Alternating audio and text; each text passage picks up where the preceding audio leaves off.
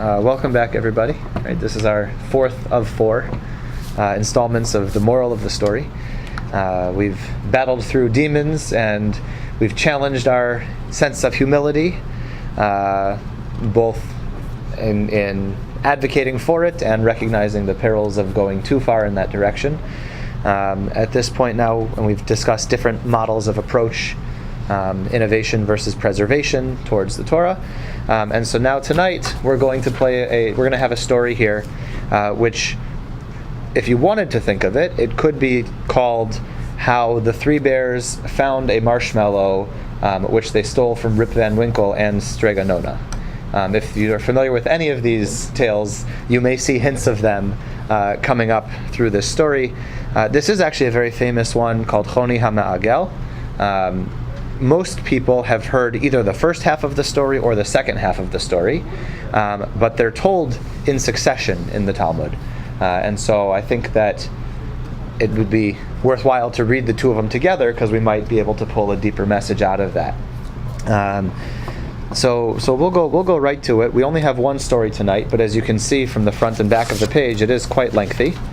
I put a little line halfway through on the back page, so you can see where the first story ends and the second story begins. A little bit of background here. The story takes place in the month of Adar, which is convenient for us because that's where we are now.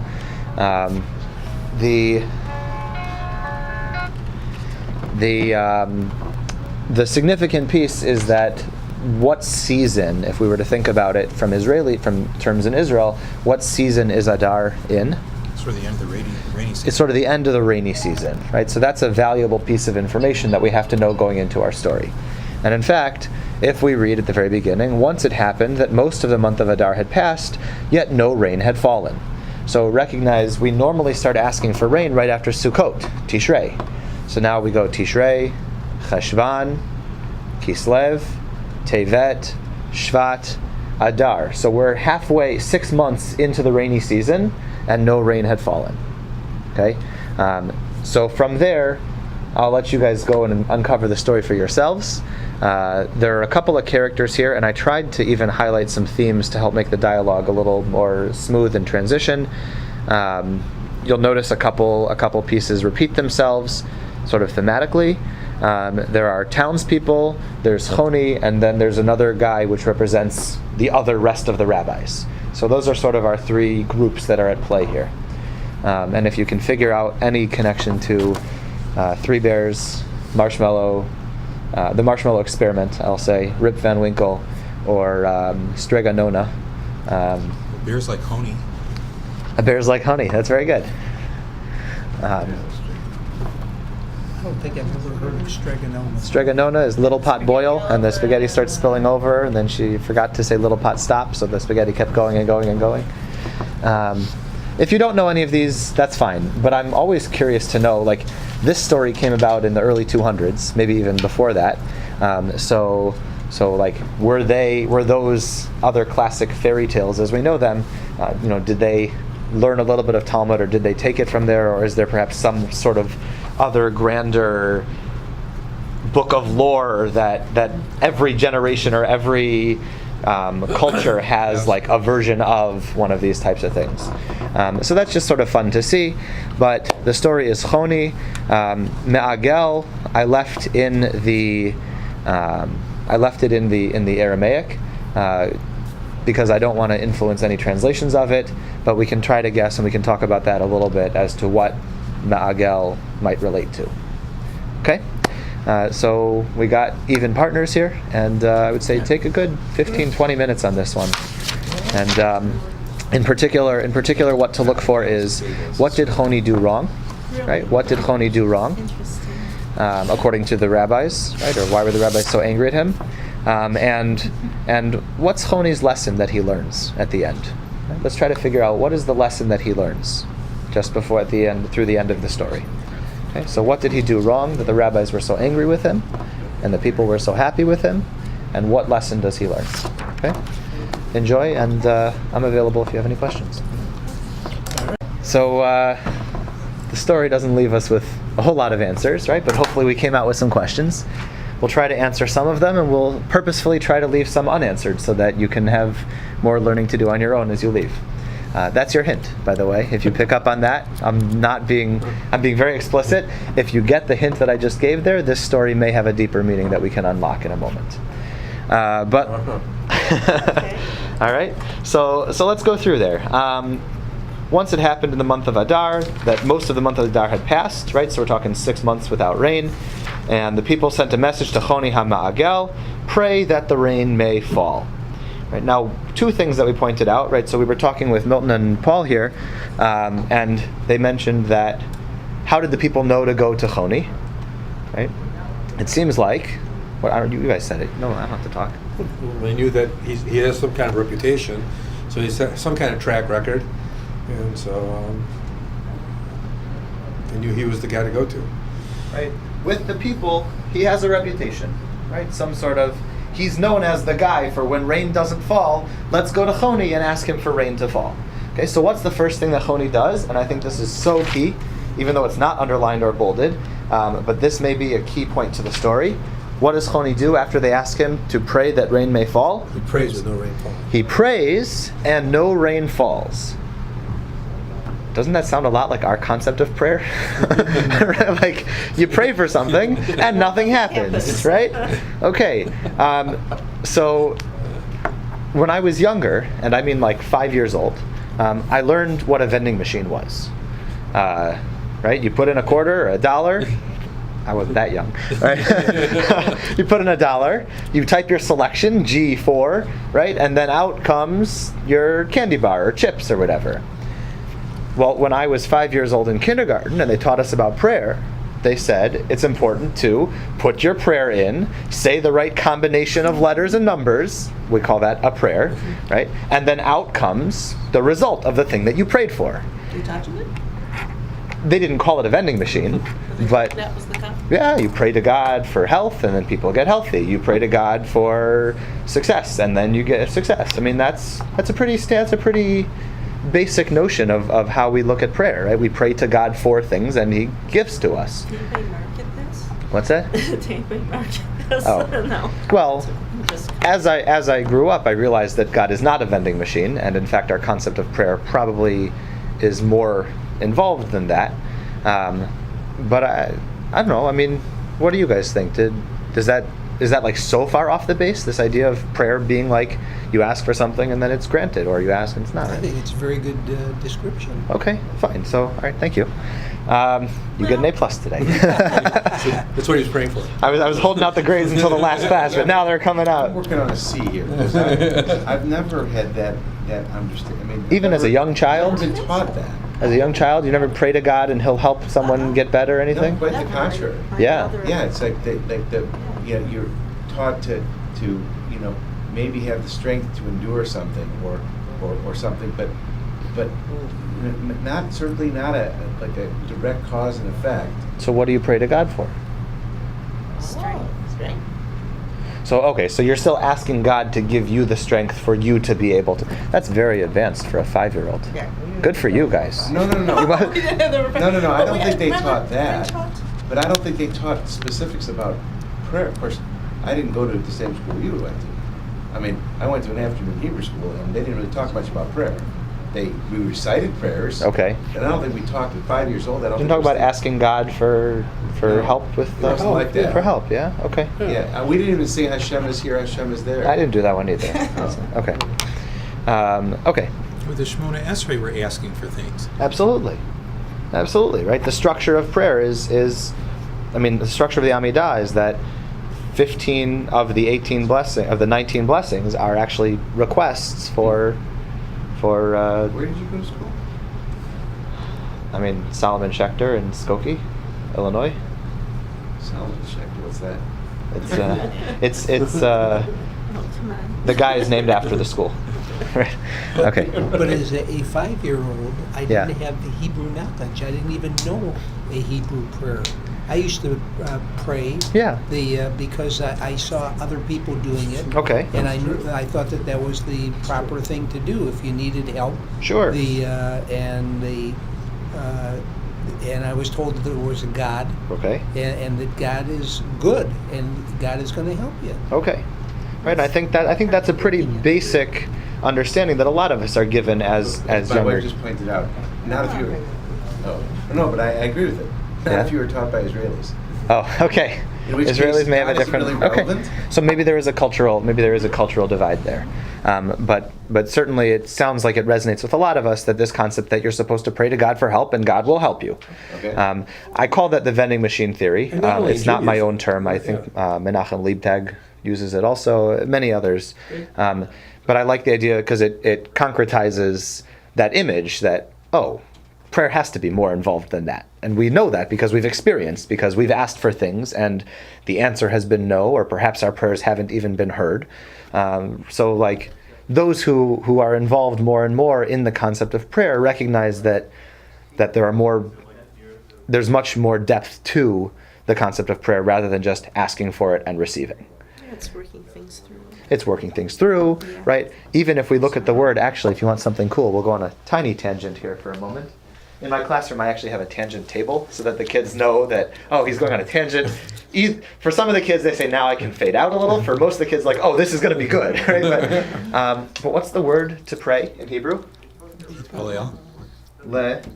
Hitpalel, which is the reflexive form, right? Lehit labesh means to dress myself. Lehit kaleach means to shower myself. Lehit palel then, that is the reflexive form. So it should be probably like to pray within myself. There's probably some sort of concept of introspection that is necessitated simply by the word to pray itself. That's just a cool little tangent. If you got nothing else out of tonight, enjoy that one. That's free. Okay, so Choni prays, no rain falls. Now we get to the first little start of the Three Bears story. Would someone like to read this one for us, please? He prayed and no rain fell. He thereupon drew a circle and stood within it in the same way as the prophet Habakkuk had done, as it is said, I will stand at my watch and station myself in the ramparts. Okay, and there's the rest of this quote. Okay, so Habakkuk stood in one place. Choni says, I'm going to stand in one place just like the prophet did. And now what does he do once he stands inside the circle? Bob, you can keep going here. He exclaimed, Master of the universe, your children have turned to me because they believe me to be a member of your house. I swear by your great name that I will not move from here until you have mercy upon your children. Okay. Who talks to God this way? I swear to you that I will not move from here until you have mercy on your children. Moses. Moses talked that way. Yeah. Did he? That obstinately? I believe so. Okay. And he because I was just discussing this week's parsha. Moses, his name is not in this week's parsha at all because he said, God, you know what? These are my people, and unless you get some mercy on them and some understanding. He says, I don't want to be part of your Torah. Mm-hmm. You're right. He says, write me out. You're right. So, and Moses' name is not used. And the reason this was brought up is because it says that he was, the word for this Torah is commanded. Mm-hmm. And who was commanded? It was Moses that was commanded. And but his name is not mentioned. Very nice. Plus the golden calf. He pleads really hard. He just On behalf of Israel, Yeah. don't destroy them. Yeah. Right? That's right. There God is. says, move aside. So from that, it means that Moses was standing right in God's path. Mm-hmm. So, Moses wasn't moving. God says, Okay. if you would just move aside, So- I'll kill these people. So it certainly seems to be Yeah, hitting the rock. hitting the rock. Pretty Okay, that's similar. pretty anti what God asked of him. Okay, but the tradition of standing up to God and talking so directly seems to be something that Moses did. What about Elijah? Someone mentioned, right? There's some pretty fiery language, no pun intended, because of the big fire scene at the top of the mountain. Sorry. Pun intended. I didn't intend it. It just worked really well. So it seems to be the people who tend to be talking to God are on this super special status list already, right? The VIPs of the VIPs. Choni puts himself on that list. Now, we said that he had a reputation, so maybe he earned this place on this list, or maybe it's worked in the past like this. What's fascinating is, how long did they wait to go to Choni? Right? Already, 6 months. already at least 6 months have passed. Now, granted, within the 6 months, probably one of those months you would have said, maybe this is for our own sins or whatever, God's not raining on us and all that. But clearly a lot of time had passed before they ultimately end up going to Choni. So we could ask, what were the townspeople doing during those previous months? Fasting. Okay, probably fasting, right? This is in Masechet Ta'anit. It's the discussion of when no rain falls. These are the types of fasts that the community takes on to try and turn behavior around, or to try and invoke God's mercy and compassion. We're not just fasting, though, because when we're fasting, we're also making sure that we spend more time of our day focused on prayer. Okay, so we've had a lot of praying over these last couple months, which also produced no result. No result, right? Okay, so Choni's in there, he makes his big demand, and then what ends up happening? Couple of drops. And then the disciples, are they happy with this? Because they asked for rain. Here comes their rain. But no, because we asked you to save us from death. And we think this rain is only coming just to free you from your oath. You said you weren't going to move until it rains. And look, a couple of drops came so you could move. Ha ha ha. God's playing with you. Yeah. That's not the type of rain that we want. Uh-oh. Right? This is like some of you picked up here on the Three Bears, right? This is too little, right? So then, of course, the next extreme after that happens, Choni exclaimed. Can we get like a nice passionate Choni voice here? Who wants to read that one? The fourth line down in the third paragraph. Thereupon he exclaimed. Ron, you want it? Oh, sure. Everyone turn to look at you. Go ahead. Keeper's voice. Let's see. I'm trying to think of what Choni would be sound like. Anyway, I did not pray. I did not pray for this, but for rain to fill cisterns, ditches, and caves. Okay, right. So when we say to fill cisterns, ditches, and caves, what are we talking about?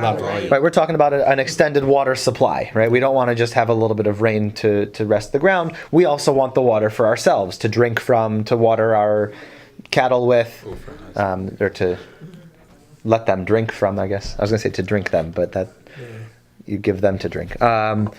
Yeah, be careful what you wish for. Yeah, it is, right? Be careful what you wish for, because now the rain began to come down with great force. So it's kind of being a little passive aggressive here. So what's going on between Choni and God here, right? Is this some sort of game that they're playing with each other? That God's like, okay, I'll show you that. Water, okay. And then what's even crazy is every drop is described as being as big as the opening of a barrel, right? And then I gave you the conversion into modern day times, right? Because the sages estimated no drop was less than a log, and one log is essentially just over half a liter.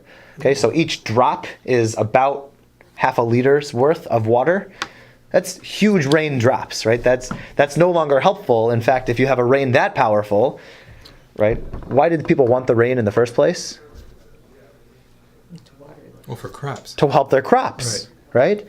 And since we're coming into Adar, what's the month that happens next? Nisan. And what do we need to make sure we have crops for in Nisan?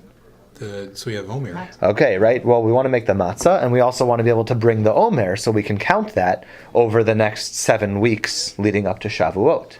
Right? So we need to have our fields stocked with grain now. Like, this is a big problem here if that hasn't happened.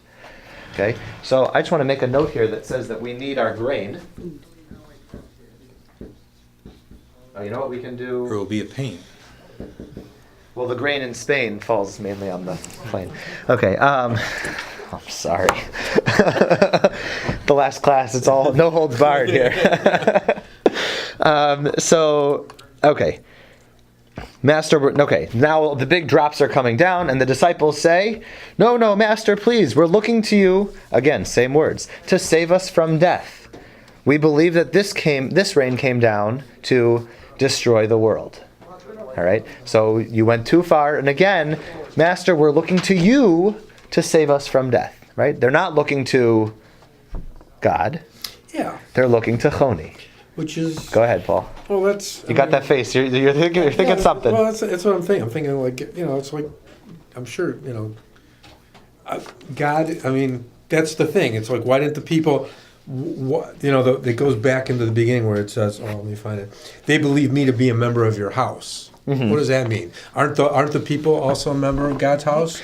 And why can't they pray directly to God? I mean, why do they have to go to Honi? And why are we elevating this Honi guy as a middleman? And if you're God and you're thinking, like, wait a second here, you could. But he's pretty impressed with himself. So it's like, Right. is actually- God trying to teach them a lesson? And he doesn't what's the other disabuse- lesson here? He doesn't disabuse the people of that notion either. He doesn't say, look, I'm one of you, but I'll try what I can. Yeah. He says, okay, guys, I'll get it for Oh, you. yeah, And then he if you says, need me, okay, God, I I'll- just... Let me he said, do God, this. I just told these guys I was going to come through for them, so help me once. Yeah. And if you look in the Aramaic, actually, in the second paragraph, it says, Banecha samu pneihem alai, your children have turned their faces to me, she'ani keben bayit lefanecha, for I am like a ben bayit, like a son in your house, right? A ben bayit would be somebody who, sort of like an adopted kid-in-law type of thing. Maybe some of your children's friends come over and you're like, you're just like family when you're here, right? That's the phrase ben bayit. They can come into your house, they know where the cabinet is, you have no problem if they take a drink from the fridge or if they eat some of the leftovers, right? Maybe you've been a ben bayit somewhere else, maybe you have some ben bayit who comes, but it's usually that type of feeling of, come on, you're family, like you don't have to ask permission, just come on in, and if the door is locked, like we'll open it for you, but if it's unlocked, just come on in, type of thing. He thinks he really matters to them. But he's also talking keben bayit lefanecha. I feel like I'm one of your house, God, right? So he and God, they're the language that all the kids would say are like biffs, right? Best friends or something. They don't use words anymore. They just use the first letter of every sentence, and so you have like, I don't know, it's silly. But that's Honi's perspective. Right. So Choni's perspective, he's got a special language with God, right? He can say it this way because he's got that connection, right? Okay. And then, now... So God's toying with him because God knows what he wants. It seems to be, right? Well, we know that God knows what he wants. Of course God knows what he wants. So he's toying with him. He's teaching him a lesson. What lesson is it that God So what is the lesson? Well, we'll get there. All right. So now he exclaimed before God, right? Oh, hey, Ron, you got it back again? Fourth paragraph. I did not pray for this, but for the rain of benevolence, blessing, and bounty.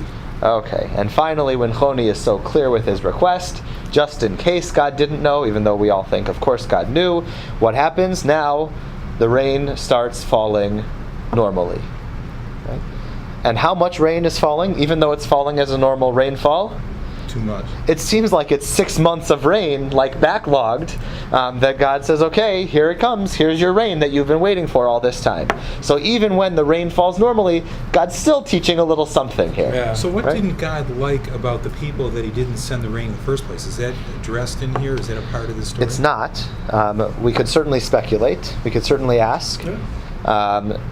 We have an idea as to what the rabbis think, but go ahead. Well, it's obvious that they weren't praying themselves because when it came down to the final thing, they went to Choni. I mean, it's like, they procrastinated. I don't know. They were taking it for granted, whatever. And at the last minute, when they, it's like, we're in trouble here. Could we make an argument from absence here? Right? What is not mentioned happening over those last 6 months? That they prayed or fasted? We don't know if they necessarily prayed or fasted. Right. Right? We don't know if they followed the prescribed pattern for when you're dealing with calamity, when rain isn't falling, these are the things that we're supposed to be doing. We don't have any indication of the people doing that. Right? Now, you can't always make an argument from just because something doesn't exist. You can't always say, right? This is probably a good legal term, right? I don't know if it's a thing or not. You can't always assume just because it doesn't say anything, haha, that's the truth. But it might give us an interesting insight into unlocking that meaning in the story. Why was Honi separate from the people? It says the people sent a message to Honi. Aha! Where does Honi hang out? Beautiful. So where is Honi hanging out now that the people have to send a message to him? Also, why aren't they praying alongside him, right? Honi, go do it for us, please. All the wrong ways to do it. Okay? And his name is a circle? Okay, so let's look at his name for a moment. Honi Me'agel, right? Beth, you picked up exactly that a ma'agal is a circle, which makes sense because what's the first thing he does when he Makes gets a circle. angry? He draws a circle. And in many cases, as you see this, Honi is described as Honi the circle drawer, right? And if you heard it in like one of the Talmud says type of stories, it might call it Honi the circle drawer, or Penina Shram has like a famous book about Jewish folklore stories, and I think there he's called Honi the circle drawer. Right, but the mem. So that's certainly one possibility. The short answer is I don't know. Right, but we'll come up with two different ideas. One of them is that he was the circle drawer, but in modern Hebrew, the word agala. Do you guys know what that is? It has to do with wheels, right? Galgalim, but the agala is actually a cart or a stroller or a wagon. Right, would be an agala. So why is it called a wagon? What's the connection between circle and wagon? Wheels. Right, it's the wheels that turn around and around and around. So a ma'agil was a roller that you would use on top of your roof to thatch it or to flatten it out. Right, they didn't have pointed roofs there because they would build like stacks and layers. That was Talmudic homes were built that way. Probably you had your garden actually on top of your roof so that the animals wouldn't get to it. So the ma'agil is that roller that you would use to flatten out the dirt and the ground up there. So a person who is a me'agel could be somebody who used the ma'agil, right? So he's Honi the dirt roller, Honi the circle drawer.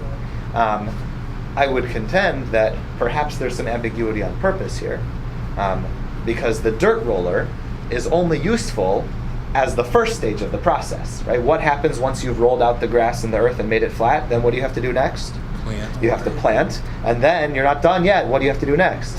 Water, and then what do you have to do next? Cultivate it. Cultivate, right? Prune the weeds, and then finally, after a significantly long amount of time, hint, hint, hint, after a huge amount of time, then finally what happens? You can cultivate. You get your food, right? You get whatever you were trying to plant, to harvest, right? Okay. So one definition of the word is a very, let's call it a very long process. And part of this long process requires delaying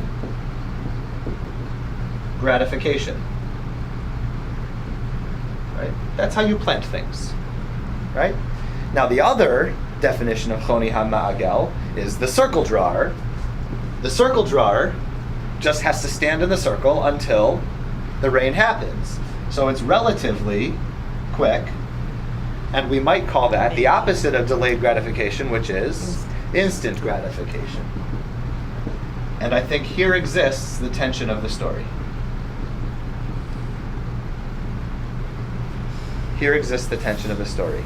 That instant gratification versus the delayed gratification. What is the preference of the rabbis? Delayed gratification. We want our people to learn the process. We want them to go through the prayer. We want them to go through the fasting. You're going to learn something in that process, and you're going to be stronger as a result, right? The people go to Choni. We're not ready for that. We want it now. We want it right away. Sounds like kids, right? Choni, go do it for us. We don't even want to participate in the prayer. Please take care of it. By the way, do you guys know the marshmallow experiment? Did you hear about this in Stanford in the 60s or 70s? Okay, so I'll share it in a moment, but it's kind of cool. Maybe we have a little video at the end we can enjoy with. So now we've got the rain and it's coming down too much, right? God says, okay, you wanted it, here it comes, right? So much so that the people had to go up to the Temple Mount because of the rain, right? The Temple Mount is one of the highest points in Jerusalem. So the rain... Was it with the little kids, the marshmallow experiment? Yeah, exactly. Yeah, okay. Oh, so you didn't. All right. Okay. So we'll get to it probably at the end here. They go up to the Temple Mount, one of the highest points. I think there's got to be something special about this fact that they say the Temple Mount, because what is the Temple Mount usually used for? Sacrifice. Sacrifices, okay, which is like the representation of actual rabbinic prayer, right? Like that was the process there, was that we would offer sacrifices. So I think there's some contrast that the people are now going to the Temple Mount. Rabbinic prayer or priestly prayer? You know, Sorry, priestly. Right. Yeah, priestly. Because they always have it in for the priests in the Talmud. Right. Sometimes, yeah, they actually a lot. We mentioned that last week a little too. But I think it's fascinating here that people are going to the Temple Mount and they're not praying, right? There's clearly they're going, we need to be safe, right? Please save us. Is there corners of the fields? Yeah.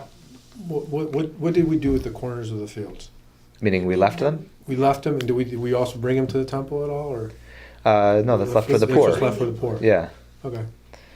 The part that you brought to the temple was for your own. Yeah, it's from your actual thing that you own. Okay. Yeah. But it's fascinating, right, that they've all now finally gone to the place where prayer is supposed to happen. And his disciples said, Master, just as you prayed for the rain to fall, pray for the rain to cease, right? And there's our strega nona reference, little pot boil, and it boiled and it boiled and it boiled and it boiled, and they forgot how to say little pot stop, right? Choni, please, make it stop, Choni. And this response is fantastic, right? Beth, you want to do it? I have a tradition. Yeah, who the heck is he? He is Choni. Right, but I mean, really? Yeah. I have a tradition that we may not pray to stop excess good. Despite this, bring me a bull for a Thanksgiving offering. Okay, so now we've got Choni, like, what? This is one step better than that Negotiating, rabbi last week. You know, that could have accepted the sacrifice, but he said, nah, we better not, because then people think that we take a sacrifice without a blemish. Okay, great. So this is actually one step better than that. Okay, so now he's actually going to do something about it. But what's so funny is, who's on the opposite side of Choni's spectrum right now? Right? He's doing the instant gratification. Who are the ones who are advocating for the delayed gratification? All the rabbis, who, if they had to champion one word, right, within most of the rabbis, what word that they would say? Wait. Bum, bum, bum. Tradition. Yeah. Okay, right? That's what they're all about. We have our tradition, and it's going to teach us, and it's going to guide us, and it's going to help us navigate through difficult times. And Choni says, I have a tradition that we're not supposed to stop. But even so, just bring me a bull and I'll make the offering, right? He is like, this line is so beautiful as a pivot point where we see the sheer contrast between Choni's methods and the rabbinic methods, right? I have a tradition and I'm willing to go against my own personal tradition, right? It's not we as our people have a tradition. Me, this outcast from society who lives on his own, who the people have to send message to when they want word for him. I have my own personal tradition, but I'll change it for you guys. Why not, right? What's going on here? There's something about this living in this instant moment, this making it all happen right here, right now, that is so appealing to Choni, right? It's so appealing to Choni, and the people respond to it so well, right? This is like an immediate return on your investment. Choni, make it rain. Boom, it rains, right? So he makes this whole prayer, right? And by the way, this is like... He sounds like the wizard. A little bit. He's a lot like Elijah, I think. There are certainly parallels here. Yeah. That would be a whole nother class. You Yeah. could look at Elijah's personality traits through like other rabbis and rabbinic stories. Yeah. That'd be kind of cool, actually. Maybe that's next year's class. Yeah. So I mean, this is crazy, right? Master of the universe, your people who you brought out of Egypt can't endure an excess of good, nor can they endure an excess of punishment. You were angry with them, and they couldn't endure it. You showered them with good, and they couldn't endure it. Right? Who talks about the people that you're praying for? So, like, I wouldn't want him as my spokesperson. He's berating us and saying that the people can't handle it. May it be your will that the rain may cease and there be relief in the world, please, God. Right? That could have been the line. What's with the whole berating of the people? maybe there's a little bit that we're sensing here that Choni feels like that outsider. Right? Your people can't handle it. They're not connected to you like I am. He's also separating himself. There you go. There you go. They An put me outlier. out too. Not, There you go. Not maybe an All right. outsider, but an outlier. So, Choni's relationship, we already see that he separates himself. Right? Some of it he does, some of it may have happened to him. Right? And then, right after his prayer, this is the greatest part, because remember how the people all wanted that immediate satisfaction? Immediately after the wind began to blow, the clouds were dispersed, the sun shone, the people went out into the fields, and what did they gather for themselves? Mushrooms and truffles. Mushrooms and truffles, which are the things that grow right after rain. Okay. What did we really say we wanted from the rain at this point? Great. We said we were after grain. By the way, grain involves what type of process?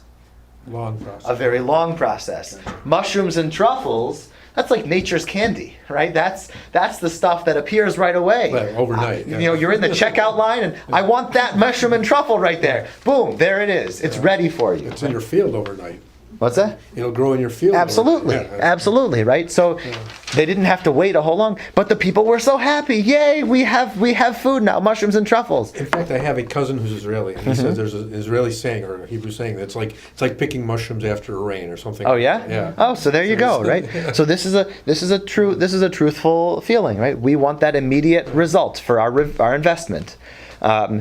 Incidentally, since I work in the world of Jewish education, one of the biggest things that we struggle with is that parents always want to see an immediate return on their investment, but we have the kids for 4 years, right?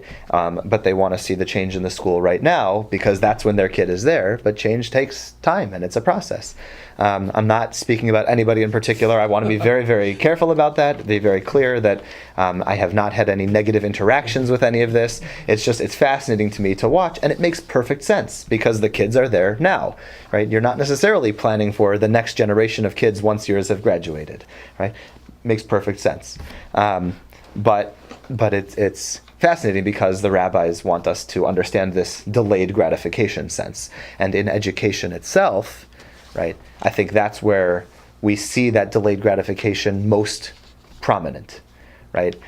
Sometimes we'll have a class, we'll walk out saying, oh, that was really good, but you might not actually get it until 3 weeks later, right? When the teacher's not around, when the other classmates aren't around, but you'll feel awesome about it because you figured out this new lesson. It's going to change your life, maybe not, but it's going to give you a new understanding of the world, right? But that's the essence of education. Stuff that we were taught as 5 years old is meaningful now 30 years later, right? You're welcome, since you're all now 35. And right, so that was right. I mean, the essence of education. Which, by the way, where does the story end up? It takes us to the second story. Choni ends by looking and reflecting on his experience in the Beit Midrash. Right. So we're going to learn about that education now. All right. So Shimon ben Shetach sends the message. And again, you guys all talked about this, so we don't have to go over it too much. But he says, if you weren't Choni, if you didn't have this special relationship, then I would have excommunicated you. I would have separated you from the. We don't want you influencing our people anymore. Why? What's Choni stand for? Right? He is that embodiment of instant gratification, and the people keep going to him, as opposed to Shimon ben Shetach, who represents the rabbis here. He wants the people to learn delayed gratification. But the fact that he's Choni, he doesn't get excommunicated. So who is Choni? But how can you excommunicate? Because he's already separate. So that's the thing. He's already separate. So since you're Choni, you're already separate. So we can't excommunicate you. Also, since you're Choni, you seem to have this special relationship with God. But what's the compliment that Shimon ben Shetach gives him? What is Choni's relationship with God? Checkered.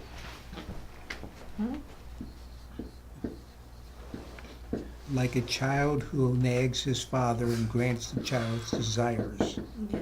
Okay? Why He do you is say that, right? Sorry to go back to the supermarket analogy, but I want the treat. Daddy, Mommy, I want that. Why can't I have it? Well, he's spoiled. He's totally spoiled, right? He is that whiny child. Spoiled. And what does God do? Fine, take it. Here's your rain. Shut up. Leave me alone. Right? That's not how I envisioned raising children. That I want them to understand processes. I want them to be able to say later is okay. Right? Maybe that's how God is trying to teach his children, but Choni's being the whiny one. Is this a facetious line here at the end? What's that? About you, Scripture says? I think so. I think so. How would you read it if you read it facetiously? Well, you're their, their wonderful, perfect, fabulous, boy chick, except really you're a spoiled. So let child. her that bore you rejoice, because no one else is going to rejoice for you. Right? Not actually. Right? I think there's definitely a little tongue-in-cheek action going on there. Absolutely. So I guess I appreciate what you've just said. I get the analysis, but the story doesn't say those things. What it says is that God responded, and while God didn't give Choni exactly what the people wanted, he did respond each time Choni asked. Well, he didn't at the very beginning, but Not when he prayed. when he prayed. But so it's like at the end when they decide not to excommunicate him, it's because he has this relationship with God. Why does he have such a good relationship with God if he stands for all the wrong things? Well, maybe he doesn't necessarily stand for all the wrong things, but in the same way, maybe his understanding is more simplistic, or his understanding is more narrow. I don't know. When we talk about this and we have this idea of somebody saying to God, please make this happen, and then God making it happen, we tend to think of that as a very miraculous type of occurrence, right? Yeah. So there is a certain piece of specialness to Choni that he's able to have this connection with God. But when we talk about that theme of miracles, right, most of us don't experience a life of miracles in that same way. Is that sort of? Yeah. So I'm trying to figure out is that at first as I was reading this, I thought that this is one of those situations where it's like the basketball coach who says, stop taking all those 3-pointers, swish. Oh, nice shot. I mean, it was like, they couldn't really be that critical because he either gets results or he does have this relationship. Right. So if he's the bad guy in this story, why are they setting him up to be the guy who has this relationship with God? Well, is he the bad guy, or is he just an extreme case that we can't learn life rules from? Most of us don't act like Choni. Most of us don't have that relationship with God. So for Choni, it works. But if he's your teacher, he's only going to teach you what he knows, which doesn't work for the rest of us. It works for him. But the rest of us need that life of no miracles, of longer processes, because we're not Choni. We don't understand how that So works. are you saying Choni is a conduit for God to teach everybody else a lesson? No, just the opposite. Okay. That he can't teach anyone else a So lesson. do you No, think but someone? God using Choni teaching everybody else a lesson. Is that what I'm saying? Perhaps, but God's teaching lessons through everybody then in that case. So do you think someone Right? contemporary? He's teaching a lesson through Shimon ben Shetach in the same way. So do you think someone contemporary with this time Yeah. would have picked up on that? That I just heard the story and I understand right away that we're not supposed to follow Choni. It seems to be. Because we'll see in the Gemara. Well, we won't see because this is the last class. But there's a lot of discussion about what happened to the earlier generations. They all had miracles for them. How come we don't have miracles anymore? Right? And the idea tends to be, well, our understanding is more developed. We understand things like science. We see weather patterns. It's true, God still plays a role in that, right? We're not eliminating God from the picture, but we understand that there's so much more that goes into it that it's not just a miracle, so openly. But Choni has that innocence of a child in a sense, right? He asks for rain and it comes. So he. Let me Go ahead, make yeah. this point again. Maybe I didn't make it the first time. So I'm thinking of it in terms of how I would read this on my own. Go ahead.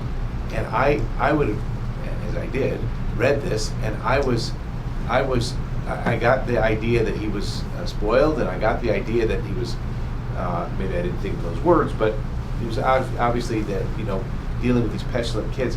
But in the end, I was compelled to recognize that God listened to him and that God had a relationship with him.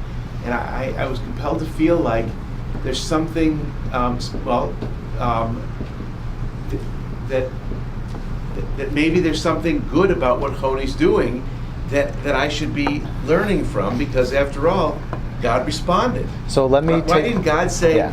if you're gonna insist on this, I'm not gonna give you the stuff you want? Now, in a way, God didn't, right? In a way, God gave little and then too much, and then but he gave it to him, and in the end, he got it. And then Not in the very end.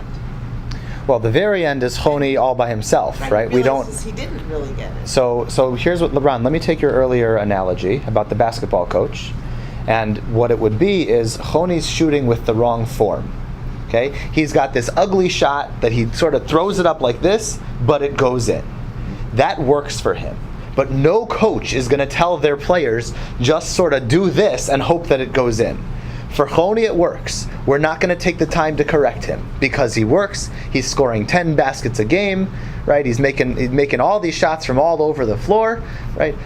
But everybody else, we need to teach you to guide it with the other hand, to follow through, keep your eyes focused on the basket, have some arc and rotation. We want you to learn the proper way to do it.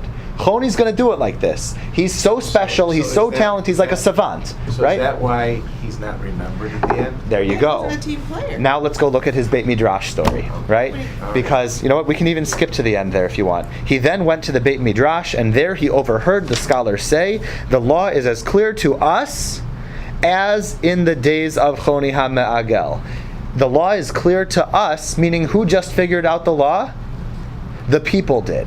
And they've got an understanding all by themselves. But what happened in the days of Choni Me'agel? Whenever he came to the Beit Midrash, he would Figure things out for the scholars. He would figure things out for the scholars right away. He never gave them the opportunity to learn on their own. Which means, what kind of teacher was he actually? Very, very wise, very, very smart, but he never gave them the power of learning on their own, which is why he's not remembered. They remembered his legacy. They remembered his name. But when he says, I'm him, we got the answer. We don't need you anymore. He left nothing behind. That's right.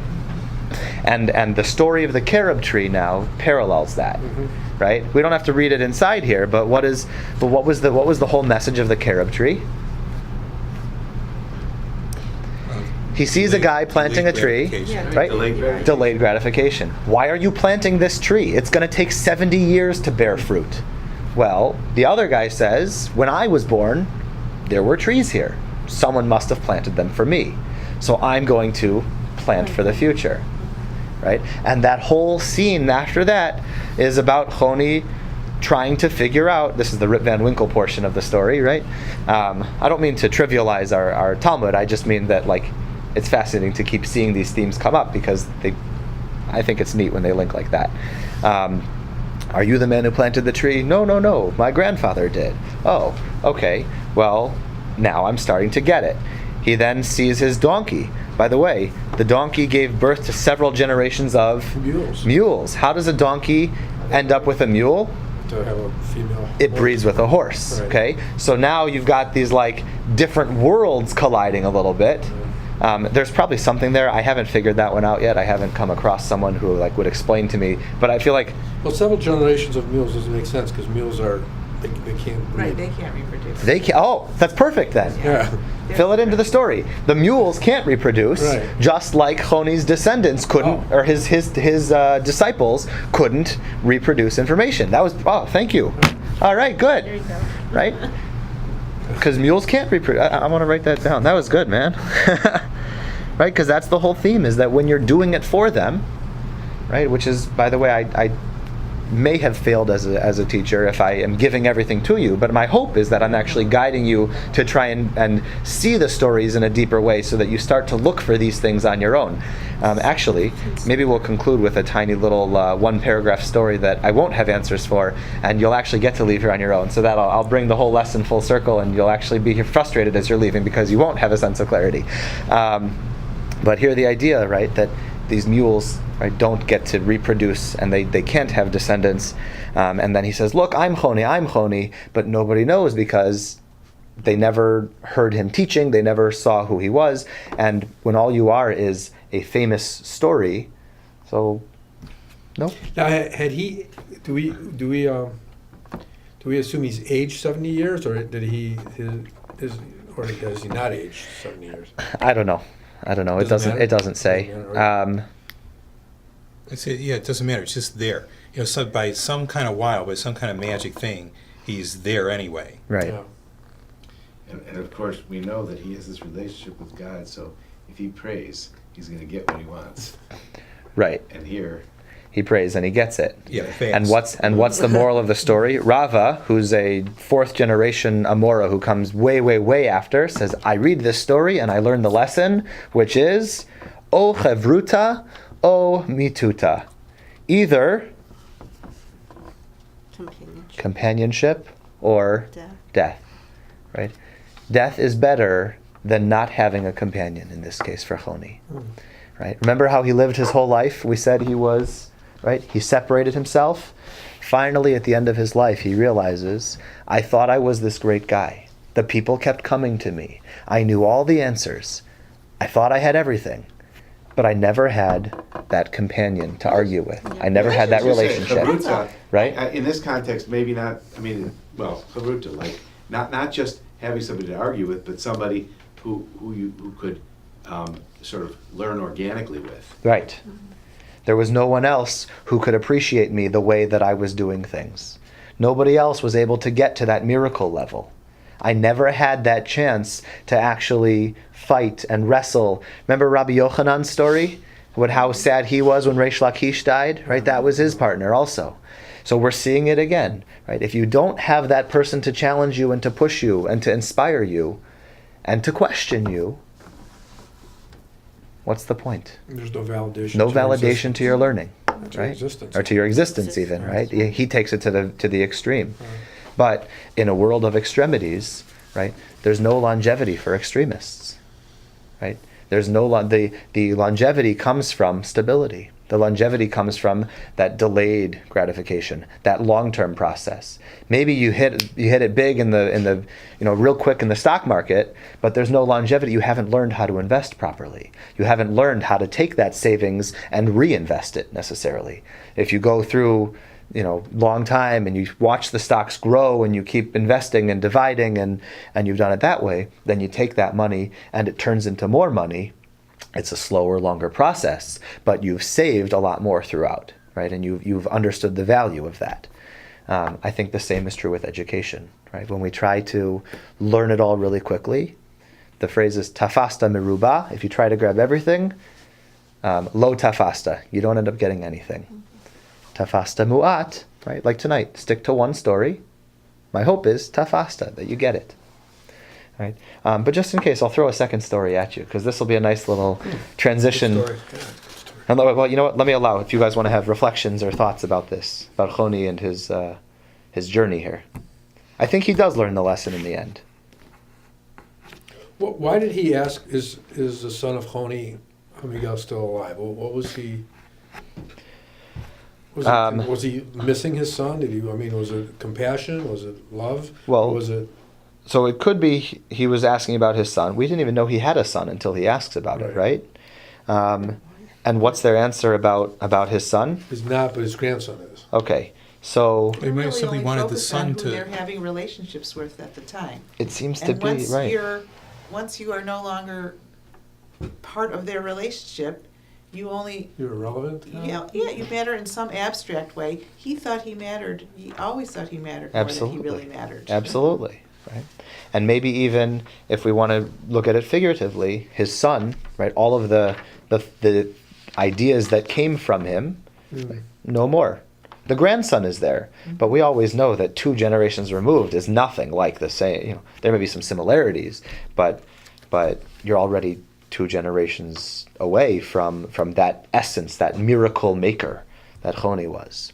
And he could have planted the carob tree so that his grandson, he could have done that. He could have done that. But he didn't. He didn't. So the grandson is nothing special, Okay. right? Does Choni appear elsewhere in the Talmud? Circles. Right? Can I Yeah, check? where is that Trying to written? think, I was trying to figure I know. the circles thing. I want to say he comes up somewhere else. I don't remember off the top of my Okay, head. Well, you can tell the other story. I didn't mean to waylay. We don't have a lot of time. He appears in Brachot. This is the same story as retold in Brachot, a little bit differently. And then we have Rabbi Yossi bar Rav Choni. I don't know if that's the same Rav Choni or not. And then we have Rav Yossi bar Choni in Sanhedrin, who's quoted a couple of times. So you're looking at 15 Choni existences. I don't know if it's always the same Choni or not. This guy's never called Rav Choni. Right. But in another context, they may have called him Rav Choni. I just don't know. I'd have to look at it in that context. All right. So with the last 10 minutes, I thought it might be fun to look at a little Purim Torah, Purim piece, because that will make it relevant, and we'll pretend that Purim's just around the corner. Yeah. And we've been talking about this theme of miracles with Choni, so I feel like it transitions a little bit. Let me preface by saying this is a story that I do not understand. Wait until the end of the class. I've tried my best. I've read articles and articles and articles on it. I've learned from teachers and teachers and teachers. Everyone seems to think they have a good understanding. I haven't found the one that I'm totally satisfied with. It begins with a story. Maybe you've heard this one before, maybe you haven't, but it certainly does encapsulate the idea on Purim. And a lot of people just learn the first line of the story and forget to read the rest. So it says, a person is obligated libsume on Purim until he cannot tell the difference between cursed be Haman and blessed be Mordechai. Libsume is the word directly out of the Aramaic. I left it untranslated because usually people translate it very quickly. And how do they translate it? Right? They say a person's obligated to drink. Rashi says lihishtaker beyayin, to actually get drunk with wine. Libsume on Purim until they can't tell the difference between cursed be Haman and blessed be Mordechai.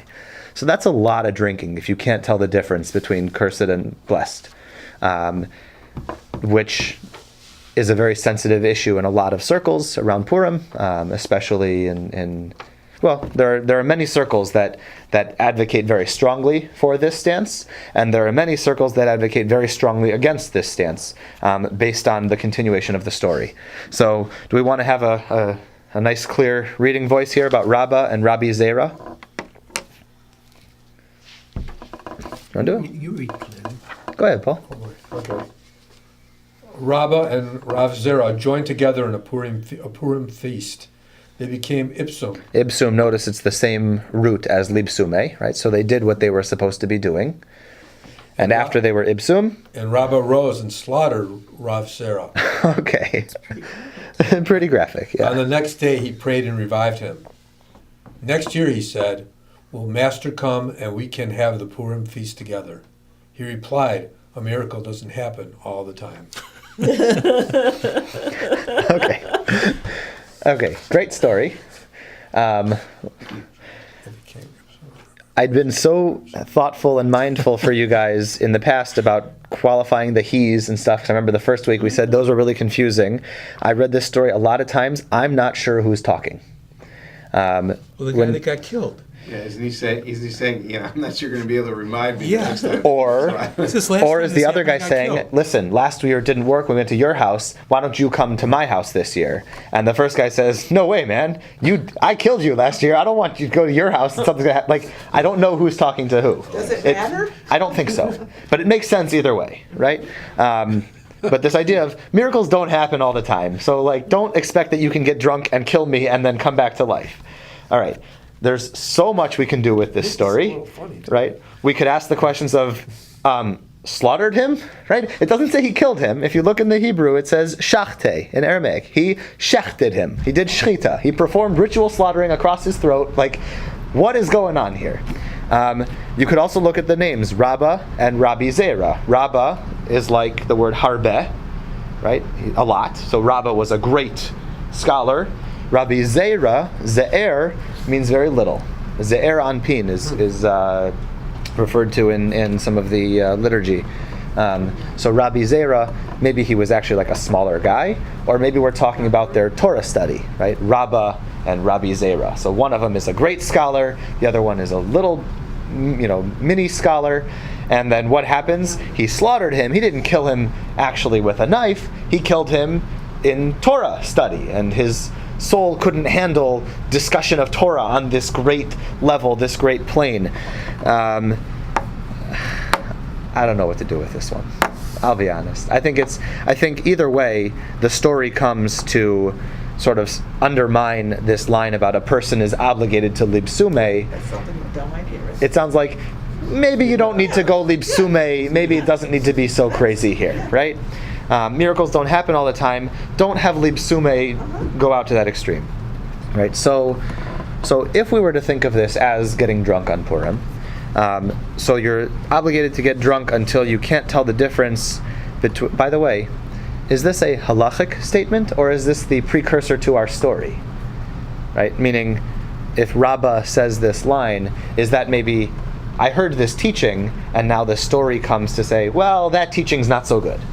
Right? That's why you don't, because we don't have this. I mean, some people do take it as halacha. Others say, no, it's there to begin the story so that the halacha is, and don't get drunk on Purim like they did. But if you were to think about the idea of Arur Haman and Baruch Mordechai, we sing a little poem, by the way, after Megillah reading. Shoshanat Yaakov Tzahala V'Samecha, right? And then you say Arur Haman, and then Baruch Mordechai HaYehudi, right? I did different. I switched to the Mujid tune in the middle, right? All right, so there's a melody there. So maybe the idea is if you confuse the lines of the poem, okay, well that could happen even if you're not drinking. That's just people with bad memories, right? The scholars have gone so crazy. They said, look at the gematria of the two names. Cursed be Haman is a gematria of 502. Blessed be Mordechai is a gematria of 502. Maybe if you got to the point that you can't calculate that effectively, you fulfilled your libsume requirement on Purim. If you look at the root of libsum, I actually pasted it here for you. Right, so one of them is basem, to boil, to ripen, be warm, ferment, or perhaps to be sweet, pleasant, or pleasing. Right? Maybe the idea is you're supposed to be sweet or pleasant, pleasing on Purim, so you can't tell the difference between cursed be Haman and blessed be Mordechai. By the way, we do that visually when we wear costumes. So maybe the joy and the festivity of the day is sufficient that wine isn't actually a thing. Rambam says, no. If you go to sleep, libsume is a very pleasant sleep. If you go to sleep, you don't know the difference between cursed and blessed in your sleep. That's how you fulfill the obligation. Right? So there's very, very strong stances about, is this actually about drinking or not? But if you look, sort of the third paragraph, hit basem, it says to perfume oneself with oil, or to become exhilarated, or to feel the wine, right? So that's where Rashi gets his idea from. But then look at number 3 right there. It says to grow better or to improve, right? So I don't really know what this word is meaning. Maybe you're supposed to be so good that you can't tell that I don't know, right? But I wanted to. So I'll leave this one for you guys to struggle with on your own. But like I said, I'm going to model the delayed gratification piece. Right. I don't think the rabbis are telling us to get drunk because it doesn't fit with everything else that I know about Judaism and the way that they talked about wine on Purim.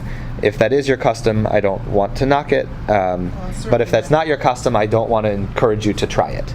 Right? I think there's certainly not so drunk that you hurt somebody.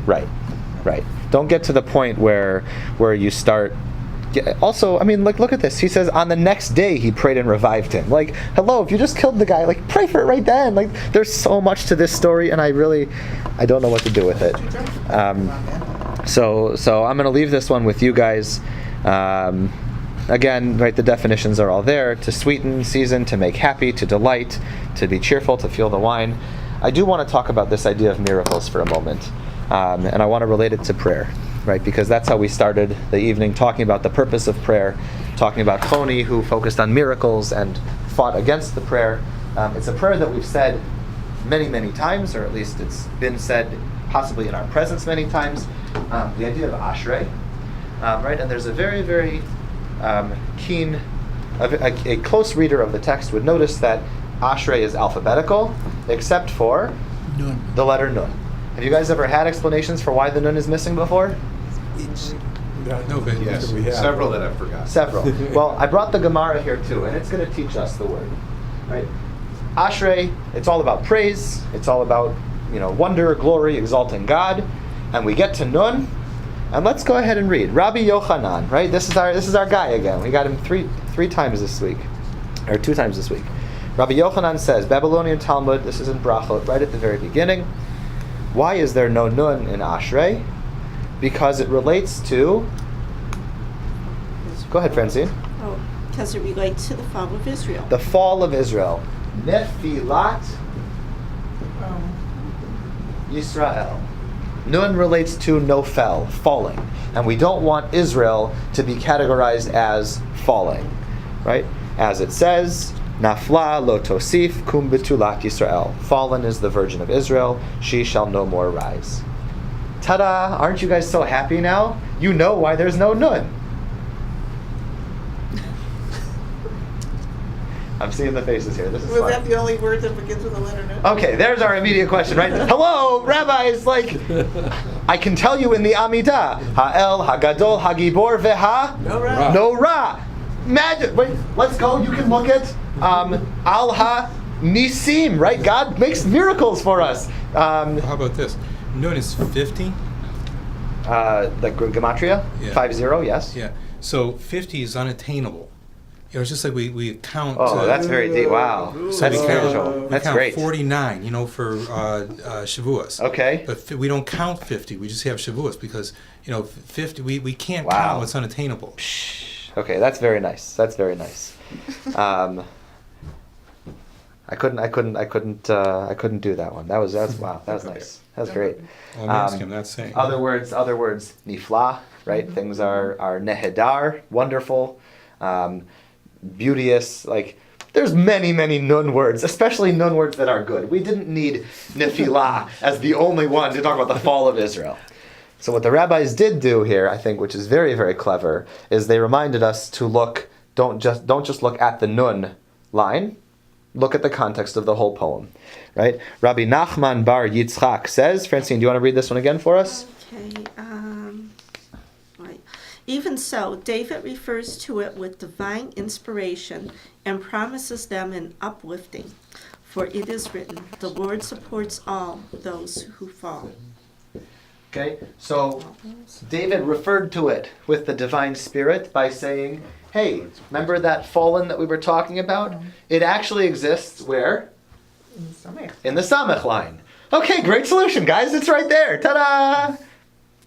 Hold on a second. Let's think about it, right?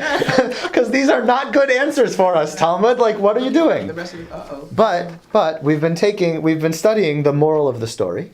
So now let's look at it closely and say, if we want to find the nun, according to the rabbis, right, they could have written a nun line. And in fact, if you look in the Dead Sea Scrolls, there are some versions of the Ashrei that have a line with a nun written in. But I think the Talmud was trying to teach us something else. If you say... Cat in the Hat. I don't know. We're just pulling out all the stops tonight. If we want to look at the nun verse, or the nun letter, where do we have to look in order to find it?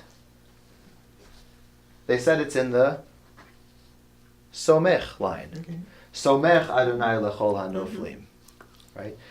So if we want to find the nun, we have to keep it connected with what other letter? What line does it participate in? samech. Nice. What is it? Yeah, miracles, no miracles. Love it. Right? In order to find the nun in Ashrei, Oh, come on. you have to connect it to the samech. You ready for this one? You ready for this one? So perhaps, I can't say this with certainty, but perhaps what the rabbis are saying here is that the nun was intentionally left off to get you to ask that question, to get you to connect the nun with the samech, because the miracles are always there, But they're hidden. but they're hidden, and you have to look for them, Ooh. right? Which is what Choni wouldn't let us learn. Choni wouldn't let us learn that there were miracles around. He wanted those miracles visible. Okay? But the miracles happen, but you have to look for them. Right? May we all have a Purim filled with many This is miracles. so Wizard of Oz. I gotta tell you. Yeah, you like that? Well, they all wanted signs, right? From Okay. this wizard guy, Sure. right? Yeah. But we could go back to Kansas where we didn't have any wizards and miracles because that's real life. Oh, interesting. You know? Yeah. Yeah, There's something there. They're hidden. I mean, the rabbis are big advocates of this delayed gratification process. I mean, even look, we have to wait between milk and meat, right? Like there's so much there. Shabbat is a time of delaying your immediate gratification. Yes, we have to run around crazy Friday afternoon to prepare for it, but for this one day, we're going to set aside all of those other troubles and all of those other worries and cares, and we're just going to be present in the moment. Yeah, Right. but this was a beautiful, this Wizard of Oz. Yeah, you have to go down the yellow brick road.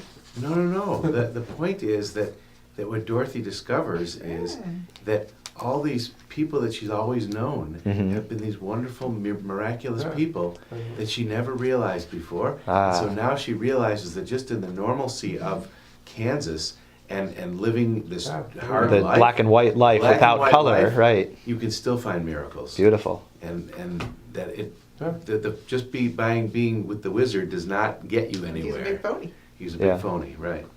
That's very nice. He's a big phony. All right. Yeah, man. So, The tape record's gonna all right. blow up. Well, we can stop it anyway. But thank you so much for these last 4 times. Fantastic. Thank you. And may you continue to appreciate all of the miracles around, even if they may be hidden at first. May we all have opened our eyes a little bit and tried to have a deeper understanding of the world through the stories of the Talmud to be able to really appreciate those miracles that are around us. Plus, Yasher Koch for Yasher your Koch, class. yeah. Yeah. Thank you. Thank you very much. Phenomenal. Yeah. Turn off your recorder so we can thank you properly. Okay.